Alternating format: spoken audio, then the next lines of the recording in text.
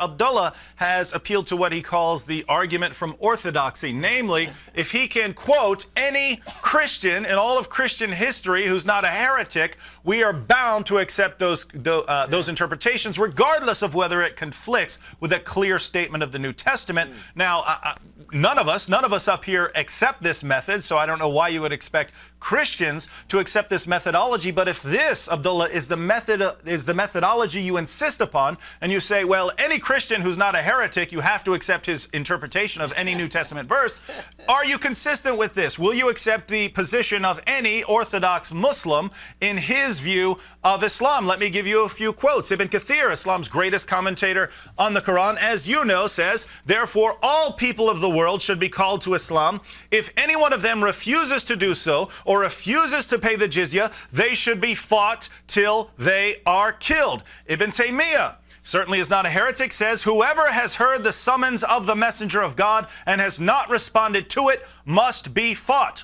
He's not a heretic. The Hanafi jurist Shaybani says that Muslims are to combat those who disbelieve in God. He's not a heretic. Sheikh Burhanuddin Ali, not a heretic, says the destruction of the sword is incurred by infidels, although they be not the first aggressors. So even if they haven't shown any aggression towards you, by being infidels, they incur the sword. This is not an infidel. According to Averroes, the medieval master of Islamic law, he says that scholars agree that all polytheists should be fought. The Maliki jurist Ibn Khaldun says that in the Muslim community, the holy war is a religious duty because of the universalism of the Muslim mission and the obligation to convert everybody to Islam, either by persuasion or by force. The Maliki jurist Ibn Abi Zayd says this: jihad is a precept of divine institution. It is preferable not to begin the hostilities with the enemy before having invited the latter to embrace the religion of Allah,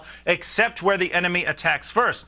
They have the alternative of converting to Islam or paying the poll tax, short of which war will be declared against them. So here you have Orthodox Muslims saying that Muslims are supposed to be fighting everyone and that they are to do it in order to spread Islam. Do you respect and agree with the words of all of these men? If you're consistent, you have to. If you reject anything any of these men have said, you have violated your own principle, which you are trying to force upon us. Go ahead.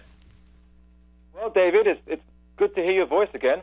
I haven't chatted to you since July and so on. We have to also discuss the other matter concerning the websites, I think. But anyway, back to the point. Yes, go ahead. To the point. Well, firstly, I'm not bringing only one Christian scholar. And I didn't bring you one Muslim scholar, but go ahead. Right, fine.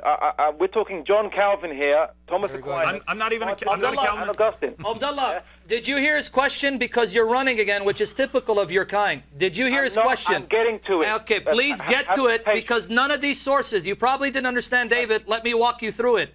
We do not appeal to them as infallible authorities, Abdullah. See, I can talk over you. We do not appeal to them as infallible authorities. We recognize exegetes can be mistaken. This is why we said, prove it from the contextual data that you misquoted from. And I was expecting better argumentation from you, but if this is your argumentation, please, when you come to America, you and I definitely got a debate. Now, answer his question. Since you're imposing that on us, do you accept it and admit that you need to be fighting and subjugating everyone? Answer the question, Abdullah. Please stop running. Okay, that's a bit of a lawyer's question because you're framing it. We use your frame. The quotes which he uses, the quotes which he uses, I agree on, but not the kind of way you spin it. So you spin it. The quotes have a meaning, and that meaning... Well, the quotes have a meaning, but Luke 14 didn't. Not the way you Very spin consistent. Go ahead. So, wait, you would agree, you're saying you agree with the quotes and not the way I'm interpreting it. Just tell me how you would interpret this statement. Therefore, all people of the world should be called to Islam. If any one of them refuses to do so or refuses to pay the jizya, they should be fought till they are killed. If anyone refuses to become Muslim or refuses to pay the jizya after being called to Islam, you should fight them until they are killed. Give me your interpretation of this verse. Actually, Islamically speaking, the stronger opinion is that if someone refuses to pay tax, like in every country, you can stronger opinion. No. I gave you Ibn Kathir. He is an Orthodox Muslim. He's an Orthodox Muslim, and so you are compelled to agree with him by the argument from Orthodoxy. You notice appeal to stronger opinion. Oh, I see. So when we appeal to stronger opinion, Jesus and the apostles, that's not good enough. You're very consistent.